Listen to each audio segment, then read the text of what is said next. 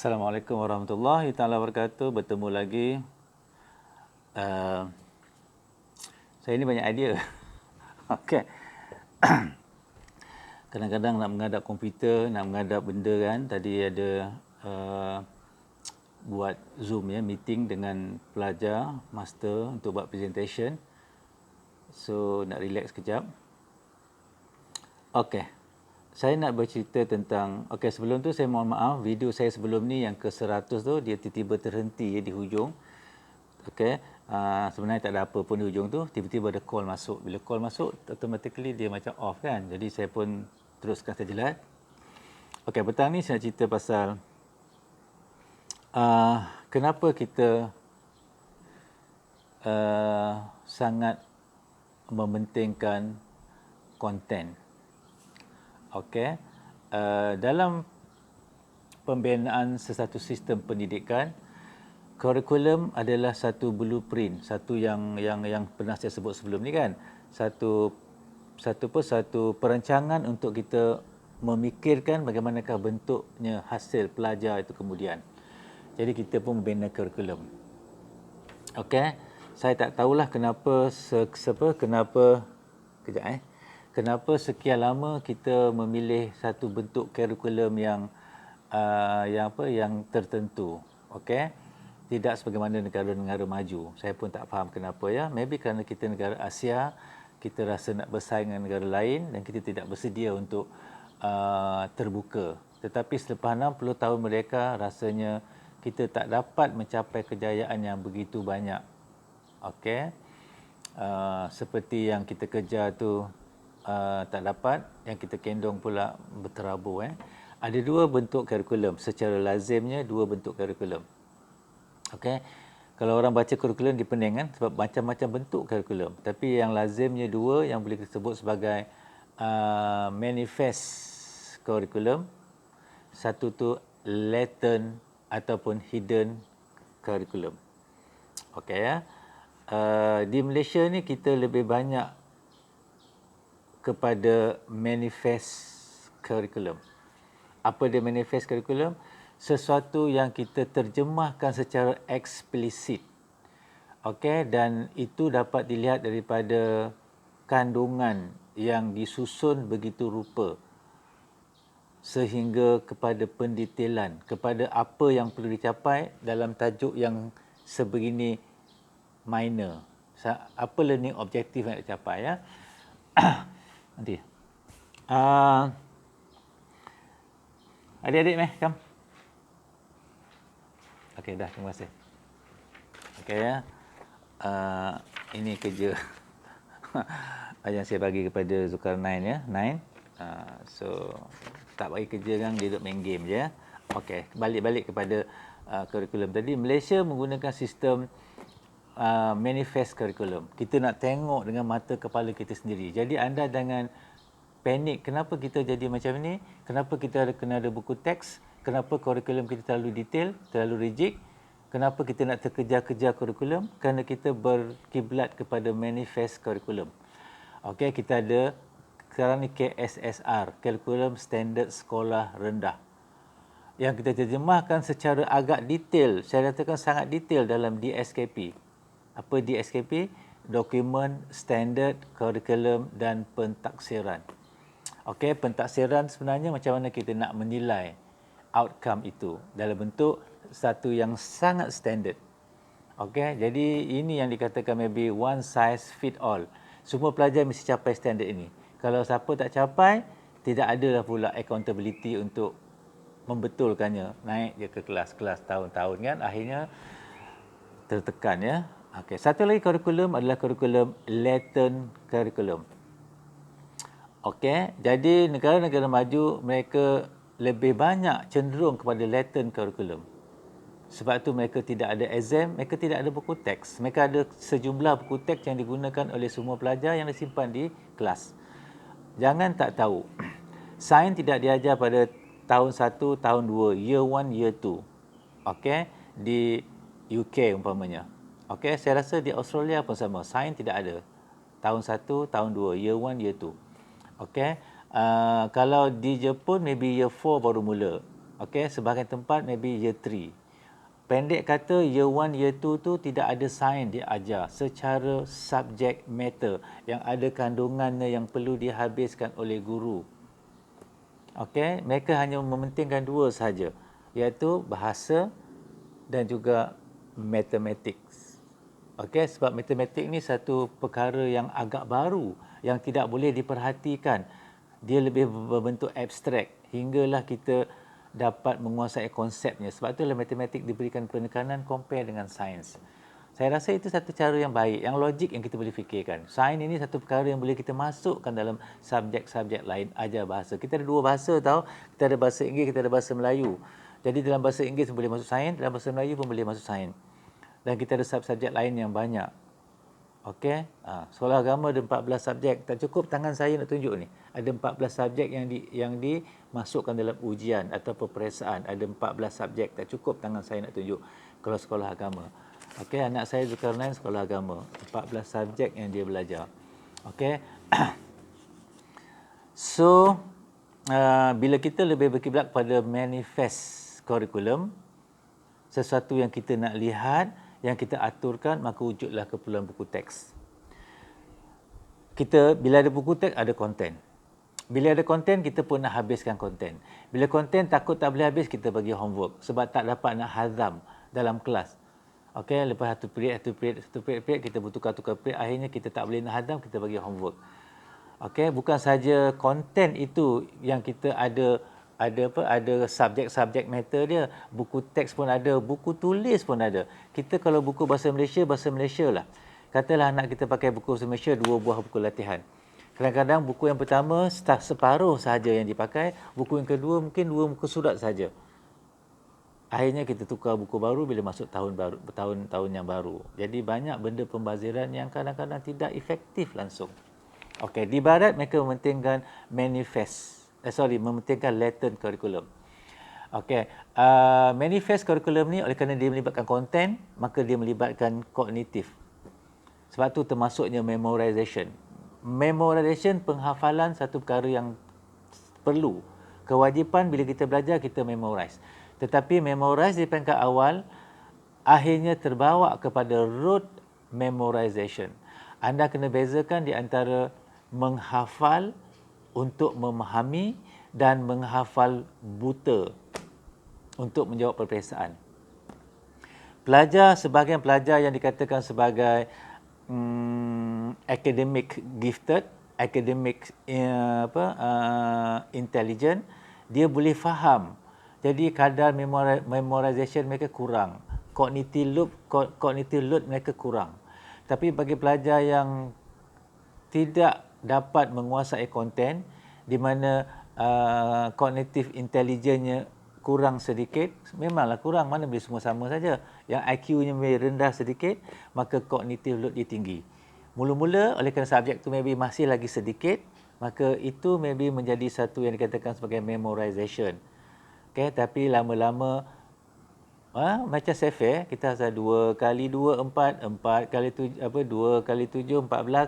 Jadi benda tu kita boleh hafal, anak-anak boleh hafal sebab dia tidak banyak lagi benda lain yang ada dalam kepala dia. Dia menghafal, itu pun dikatakan menghafal.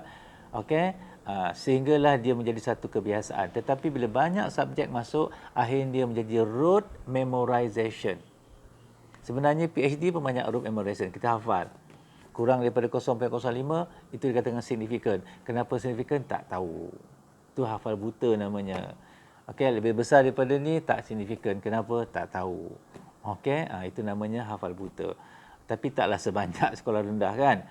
Okey, kita oleh kerana kita hanya menggunakan nilai itu sebagai threshold value, maka dia sebab yang kita bawa tu lebih banyak lagi yang nak difahami, maka kita boleh terima. Tetapi di peringkat sekolah, bila kita membina foundation, kalau dia rote memorization, R-O-T-E, rote memorization, maka itu akan menjadikan masalah kepada mereka, mereka tertekan.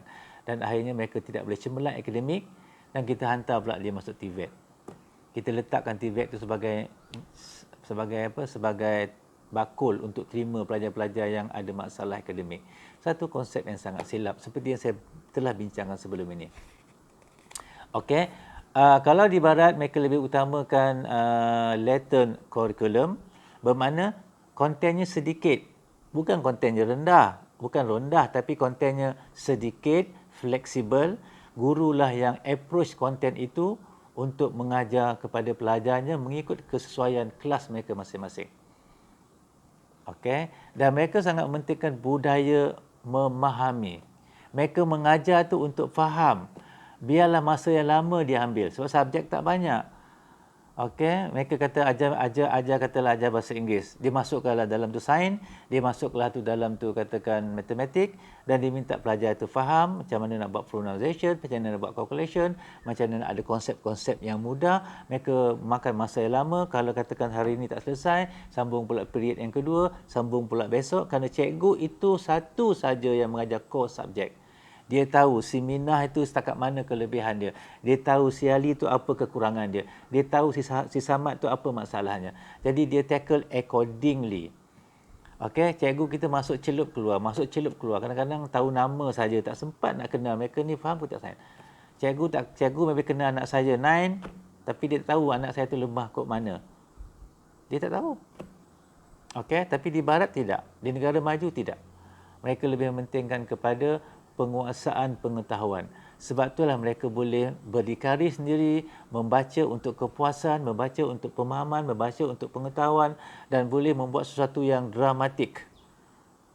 Okey, dan jangan tak tahu banyak sangat, maybe ratusan ribu, maybe juta mainland China telah hantar student dia buat PhD dan master di US, di UK, di Australia tu saya pun confused. Okey. Dia tengok kita, dia diam je. Itu bukan Malaysia punya. Tapi kalau jumpa kita, abang, dia kata, abang dari mana abang?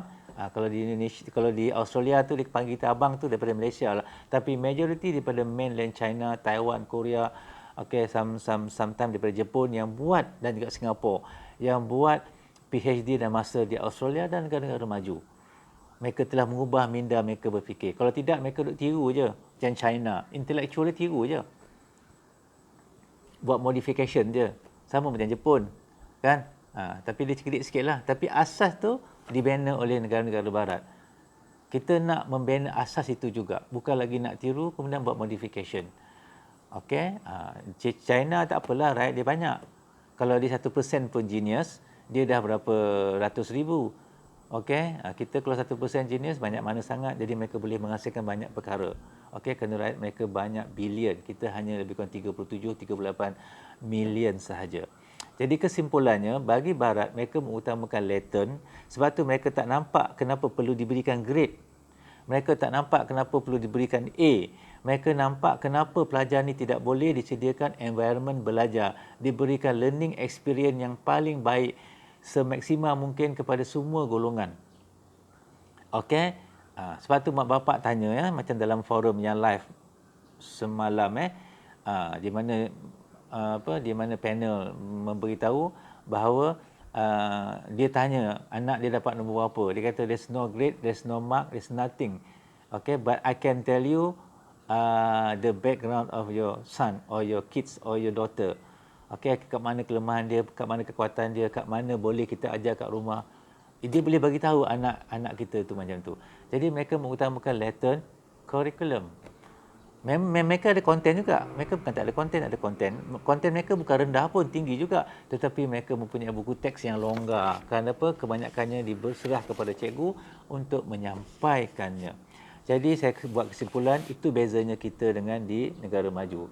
Okey, kita sangat mementingkan manifest curriculum. Semuanya nak bertulis, semuanya kita nak gariskan, semuanya kita nak detailkan dan semuanya nak kita capai. Dan akhirnya kita panggil expert matematik, expert sains, expert tu, expert ni, akhirnya subjek matter kita makin lama makin berat. Budak-budak kita bila habis SPM, cuci tangan kebanyakannya yang tak masuk universiti. Yang masuk universiti pula bukan nak membaca, bukan nak mencari, semua nak kena bagi nota. Tak ada nota, tak boleh. Kena letak nota baru mereka boleh hidup. Kalau tak ada nota, mereka tidak boleh hidup. Kecuali segintir saja yang dapat menghargai dan juga boleh berdikari. Okey, dan percayalah mereka yang di asrama penuh, bila masuk ke universiti, mereka sebenarnya tak akan berjauh berbeza dengan pelajar-pelajar daripada sekolah biasa. Walaupun mereka mengundang banyak A. Maybe mereka bermula dengan kelebihan di situ, tetapi at the end of the day, saya pun tak tahu. Okey, adakah yang terbaik dapat 4 flat 3.8 itu pelajar Islam penuh? I don't think so. Saya tak ada statistik, tapi saya punya andaian begitu. Okey, siapa yang nak buat kajian boleh buat kajian, tak ada masalah ya. Jadi itulah sebab ramai tertanya kenapa sebab itulah mereka libatkan mak bapa, ibu bapa yang keluar daripada sistem pendidikan yang menghargai latent ni, satu perkara yang kita katakan learning experience, yang meletakkan nilai, yang meletakkan efektif, yang meletakkan kesungguhan, curiosity. Sebab tu mereka ajar kanak-kanak tu berfikir, bukannya belajar menggunakan macam ni, buat to be. Okey, mereka minta mereka berfikir. Akhirnya parent yang keluar itu memberikan respon yang sama juga apabila mereka ada anak. Maka sistem itu berjalan dan guru-guru boleh sebenarnya menggunakan segala kreativiti dia untuk mengajar anak-anak. Jadi tolong fahami perkara ini. Okey, kalau selama ni tak tahulah, kalau orang tak pernah sebut, saya tak pernah dengar apa perkara ni.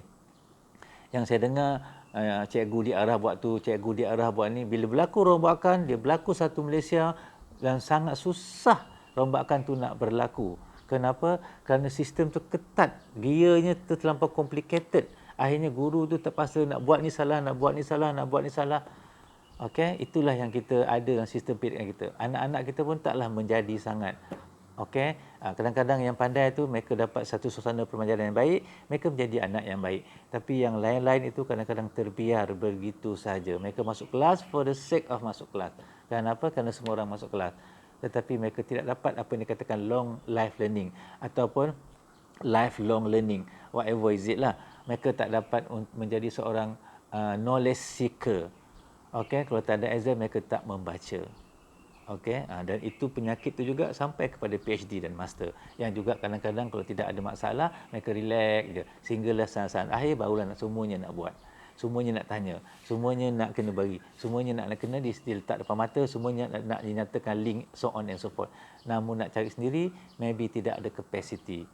Okey, itu saja saya membebel petang ni. Terima kasih yang bagi saya harum manis tadi. Mudah-mudahannya rezeki kita di bulan puasa ni ditingkatkan oleh Allah dengan rezeki ibadah. Itu yang keutamaan kita. So assalamualaikum warahmatullahi wabarakatuh. I love you. Bye bye.